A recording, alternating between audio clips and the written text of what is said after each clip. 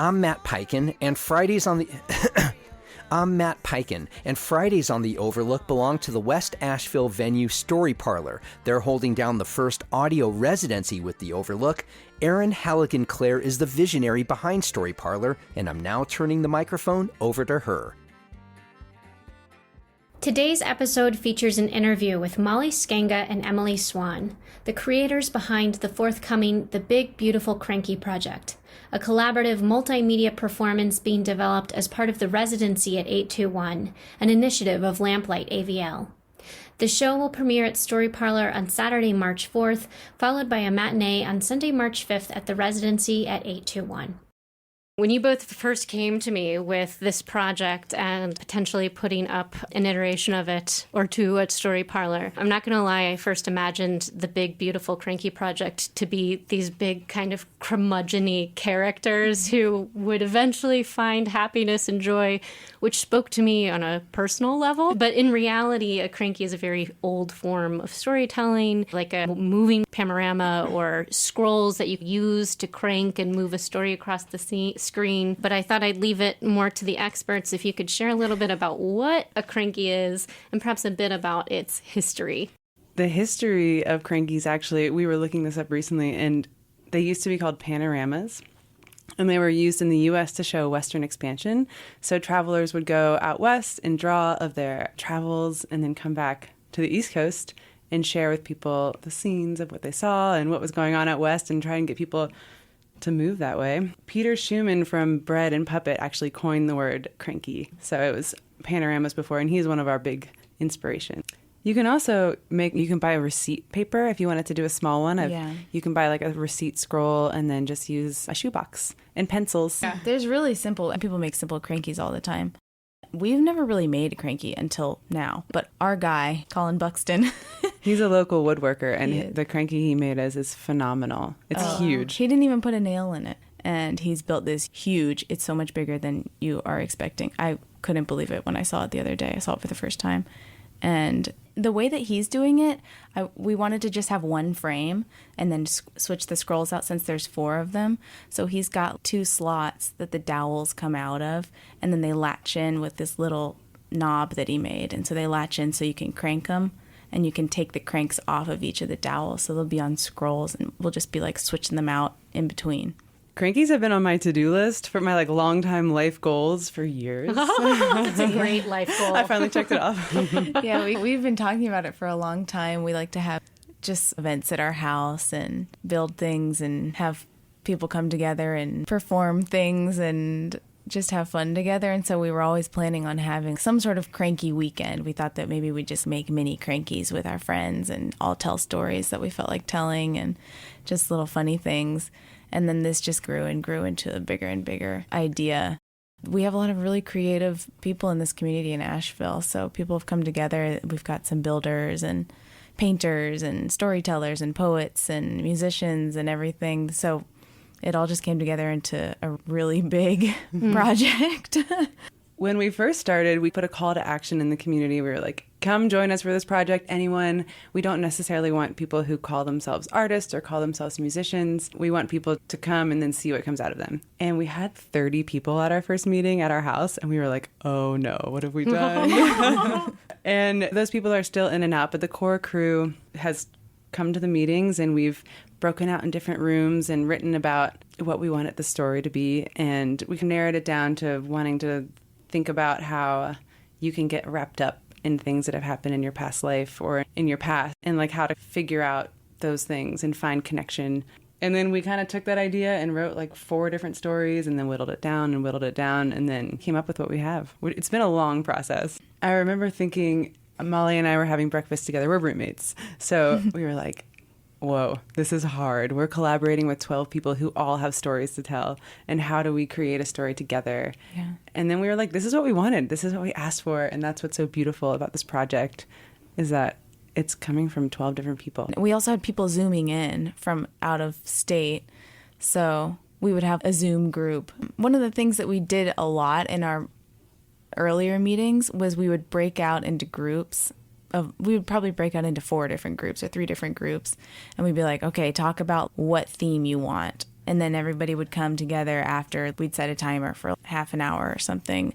We'd talk about themes, and then we'd come back together and be like, okay, we talked about this theme. I don't even remember. We said growth and honestly, change. And our process it's grown. This is our first big project together. So we've been figuring out our process. After every meeting, we would debrief and be like, okay, next time we talked about theme for 3 hours. Now let's think about character and plot and how to incorporate the things that everyone is trying to add to the story and make it what we want and make it beautiful. And I think one of our friends pointed out that it's not just a Crankie now, it's this epic, this Crankie epic where we have all these different stories playing into one. So it's been really awesome. So the basis of the show is described as following a girl's journey to joy, nourishment, and connection as she disentangles all that she thought she knew. And I'm going to play a clip here from the project, which is an original song by one of your collaborators, Zach Houston, who is an artist in New York City. Yeah, I think this song is the culmination of the show, really. It's where... But it actually helped guide the story. We wrote the story, and then he wrote the song, and we've changed the story and added different parts because of the song, because we loved his words. Yeah, it's interesting the way that it all went, because we had people writing stuff before, other parts, like the beginning. I guess the beginning was written first, but then Zach's song, he finished it really quick. And so we had this song, and it was actually going to be in a different part of the show, but then we listened to it and we were like, oh, this has to be like the big finale song. Yeah. When I first heard it, it sounded almost like what would be behind the trailer. Yes. Yeah. Really wonderful. Well, here we go. This is Zach Houston, who wrote Many Hands in the Great Bonfire, one of the songs of the big, beautiful Crankie project. My name is Zach Houston, and I'm a songwriter and an actor living in New York City. The ideas behind the song Many Hands in the Great Bonfire came from attending early meetings for this project. I was sitting on Zoom many miles away and hearing the Crankie crew dream up the story they wanted to tell. And in each version of it, some of the same themes kept coming up. They were themes about community, about human interconnectedness, and a kind of lost mythical layer of life. I was then inspired to write a sort of triumphant song about ending isolation and coming back into the mutual responsibility, care, and joy of community. I am deeply enamored of this group of artists and the beautiful things they are making. The fact that they held space for me all the way from New York City to contribute in some small way to their communal creation is an act of the greatest hospitality and open-hearted artistic spirit, and I thank them for it. I think Asheville and the whole world are very lucky to have this big, beautiful, Crankie crew. Thank you.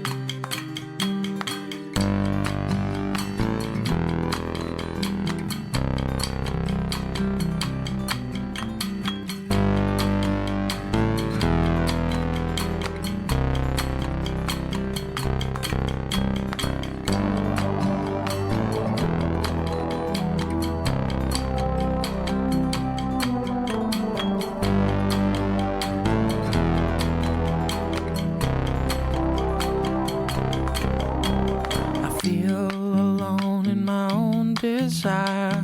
Many hands make the work much lighter. What I hold in my head is a fake empire. Many hands built the great bonfire. There was joy even at a funeral pyre. Many hands make the work much lighter. The moon is the night of the evening squire. Many hands built the great bonfire.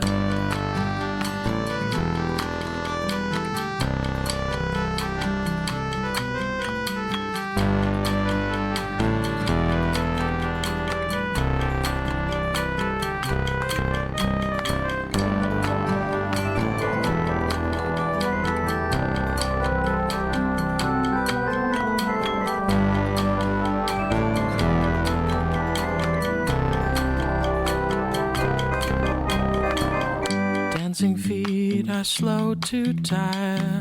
Many hands built the great bonfire. Bound together with string and wire. Many flames reaching ever higher. There is no Lord and there is no sire. Many hands make the work much lighter. All will enjoy what is acquired. Many hands lift the sleeping spire.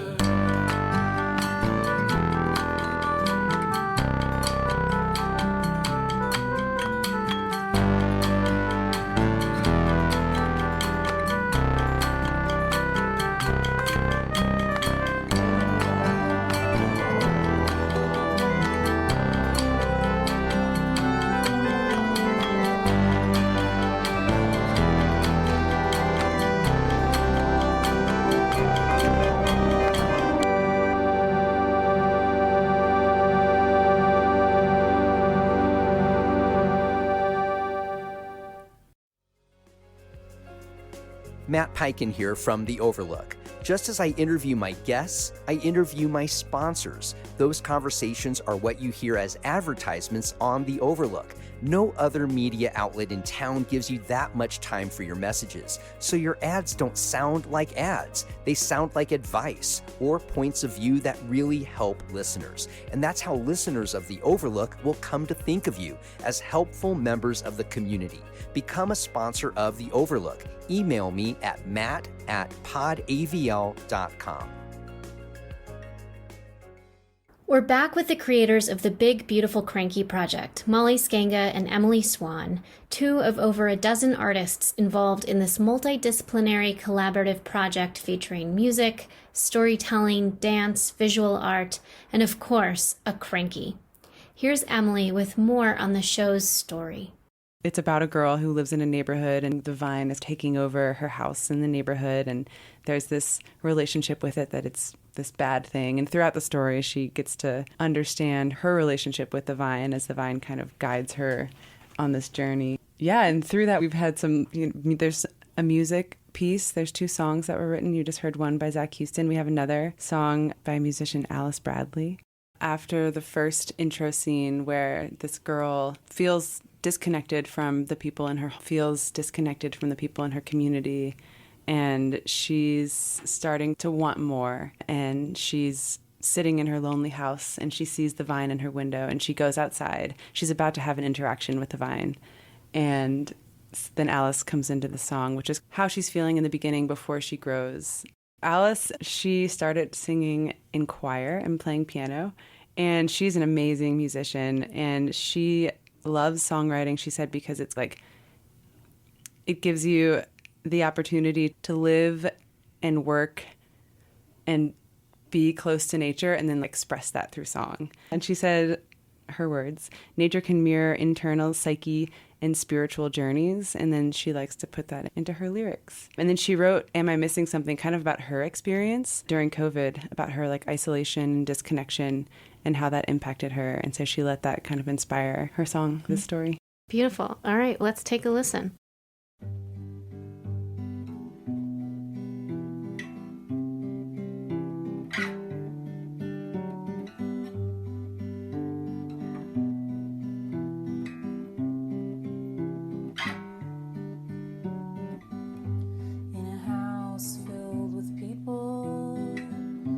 Each one a closed door.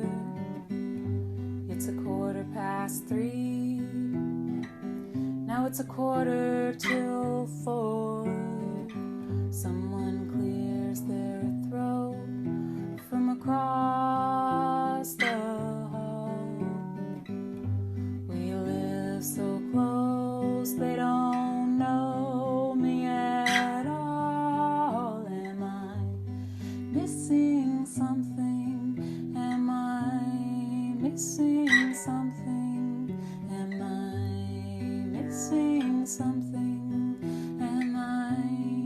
missing something.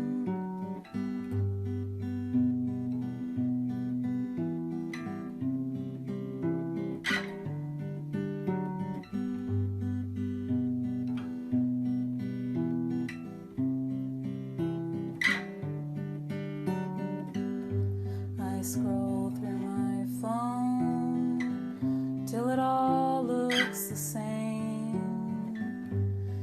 Can't say I'm bored, can't say I'm entertained,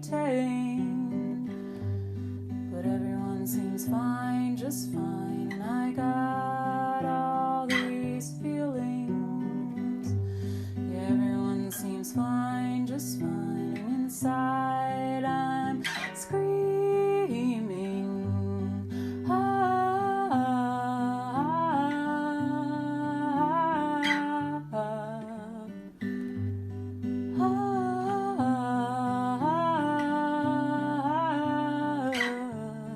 am I missing something? Am I missing something? Am I missing something? Am I missing something? Am I missing something? Am I missing something? Am I missing something? Am I missing something? We wanted to talk about how we experience life collectively. We realize that everyone has a story to tell. And so I think as a group, we started to talk about what it's like to live in this world and what it's like to experience our feelings and to find something within us that we didn't know we had. Find that we could play an instrument, or find that we have connection to the earth or people or a neighbor. So yeah, just sharing those stories and then figuring out how to put it into the greater story. I think it's returning to like those deep truths and like the things that get lost day to day. Yeah. And I think what's been really cool is having the writers try and write something, and then Molly as an artist is, let's think about how to paint that. And then her talking about how to paint it actually then changes the story a little bit. And then the story then changes the paint. And it's this like braid of us figuring out. Yeah. Yeah, and I think it's also just like pushing your boundaries. I think that's like the overarching theme of this whole project that we've been doing, is like believing in yourself and trying new things that you didn't think that you could do. Because even like some of the stories that were described to me, I was like, I definitely can't paint that. There's no way I can pull this off. And I'm like sitting there, oh my gosh, like how do I make this look like what I want it to be? And I don't know if I'm good enough for this. And then we come back and we get to and just trying new things. And really we can do anything we want to do. We just have to try it. Okay, so this is an excerpt from Matt Dillon. And I want to share Matt Dillon's writing philosophy. Matt says, stories have the unique ability to take us on a journey without taking us out of our seats. And like any journey, we come back to familiar things with a deeper appreciation. This is the beginning of Crankie 3. There are certain things every little girl knows until the world makes her forget, until it is eroded from her like cuneiform from stone. We know everything and you know nothing, the world says. We know the speed of light, the speed of sound, the speed of love, and the speed of sorrow, the world says. What do you know? We know the number of months in a year, the number of days in a month, the number of seconds in a day, and how brief it is to be young, the world says. What do you know? We know the sugar content of wheat, soybeans, and corn. We know the market indices and supply chains and gross domestic product, the world says. What do you know? We know about mean, mode, and median distributions. We know tensile strength, flashpoints, rotational momentum, amperage, and the exact levers of power, the world says. What do you know? You know nothing, and we know everything, the world says. So the little girl's voice shrinks inside herself, and she trusts only what the world tells her. The girl finds that she is always awaiting for the world to tell her whether she is right or wrong. But now, as the girl with the red scarf sat under a roof of sinewy vines, she began to discover things in a way that felt like remembering. I'm kind of hoping that the audience takes away kind of a feeling of empowerment, because, well, I don't know if everyone's gonna know that about like all the people that worked on this story, but we're all just people in the world that have our separate lives that we live, and we have full-time jobs, and we have a lot of other stuff that we have to deal with. But you can make art, and you can make something beautiful, and you can do something that you've always dreamed of, just like on the side. And it's not really on the side. It's like to us, Yeah. this is like what we want to be doing. This is our passion, and just to be empowered to follow your dreams and make something that you've always wanted to make. I feel alone in my own desire. Many hands make the work much lighter. What I hold in my head is a fake empire. Many hands built the great bonfire. There is joy even at a funeral pyre. Many hands make the work much lighter. The moon is the night of the evening squire. Many hands built the great bonfire. Thank you to Molly Skanga and Emily Swan, and to all of you out there for listening. For more information on the Big Beautiful Crankie project, you can follow them on Instagram at Big Beautiful Crankie, or stop by at the Residency at 821, where folks are welcome to assist with putting together the final touches of the show. The Big Beautiful Crankie project will premiere at Story Parlor on Saturday, March 4th, with virtual tickets still available to the 8 p.m. showing, followed by a matinee showing at the Residency at 821. More details on the Residency are available at theresidency@821.com. This episode has been presented by Story Parlor, a multidisciplinary art space in West Asheville dedicated to storytelling, creativity, and the exploration of the human experience, with a robust calendar of events and classes for the community and by the community. I'm Erin Halligan-Clare, founder and artistic director at Story Parlor. Thanks to Matt Peiken and The Overlook for inviting us to take part in this audio residency. You can find out more about Story Parlor at www.storyparloravl.com.